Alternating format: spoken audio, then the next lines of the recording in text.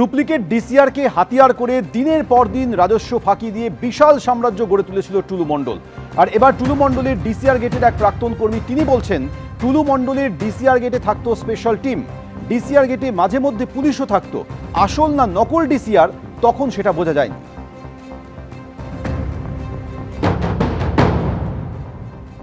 টুলু মণ্ডলে একাধিক DCR gate ছিল, সেই ডিসিআর গেটে একজন কর্মী আমার সঙ্গে রয়েছেন। এটা নিয়ম মানে সেফটি হিসাবে রয়্যালটিটা কাটতো 4 টন পার পিছু 100 সেফটি করে রয়্যালটির দাম ছিল 990 টাকা।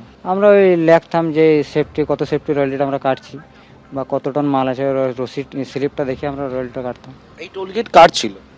আমরা জানতাম যে টুলু মণ্ডলের টোলগেট। কবে অবধি কাজ করেছে? এই ভোটের গণনা হওয়ার আগে পর্যন্ত। তারপরে কি হলো?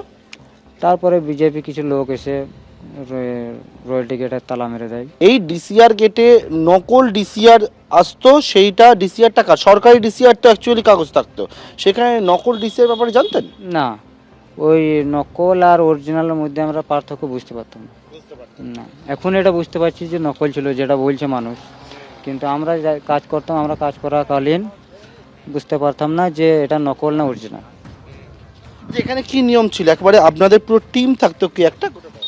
4জন 5জন করে থাকতাম। একটা কাউন্টারে রসিদ স্লিপটা দিত, স্লিপটা নিয়ে একজনা সই করতো যে এত এত সেফটি রয়্যালটি। ফাঁকি দেওয়ার কোনো জায়গা, কোনো লরি দর বেরোতে পারতো না, ফাঁকি দিতে পারতো না। কেন, কিভাবে ফাঁকি কারণ কি নির্দেশ ছিল আপনাদের কাছে? এইখানে নির্দেশ কিছু নয়, এখানে নির্দেশ বলতে ও যে গাড়ি মালিক ফাঁকি দিয়ে যে রোডে ধরা পড়লে তাকে ফাইন করা যাবে যে বিনা রয়্যালটিতে আসছে, ওইটাই।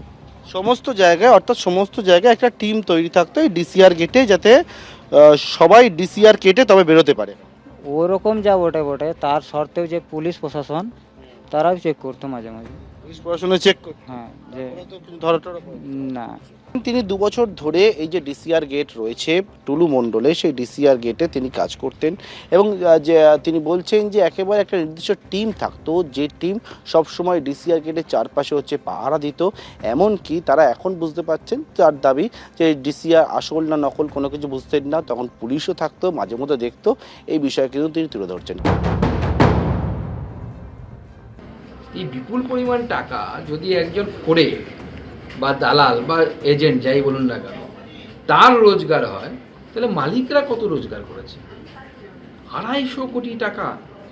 তো 250 কোটি টাকা মানে বুঝতে পারছেন যে 250 কোটি টাকায় মানে কত কি হতে পারে।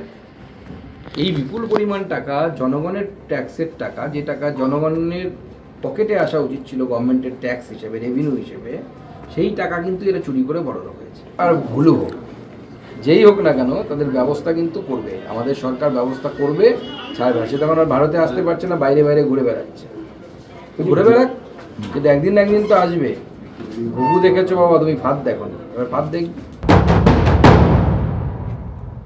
এটা তো সম্পূর্ণ আইন এবং প্রশাসনের বিষয়।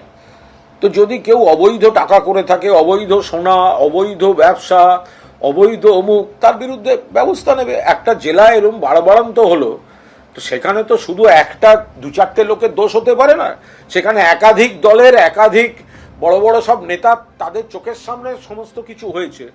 ফলে তদন্তটা যখন হবে তখন সেখানকার অনেক প্রভাবশালীকে নজরে রেখেই তদন্তটা হওয়া উচিত। টুলু মণ্ডল যদি এত বড় ব্যবসা করে থাকে, তাহলে তার সোর্স কি, কিভাবে হলো, এটা তো একাধিক বিভিন্ন সব সংস্থা রয়েছে এগুলো মনিটর করার জন্য।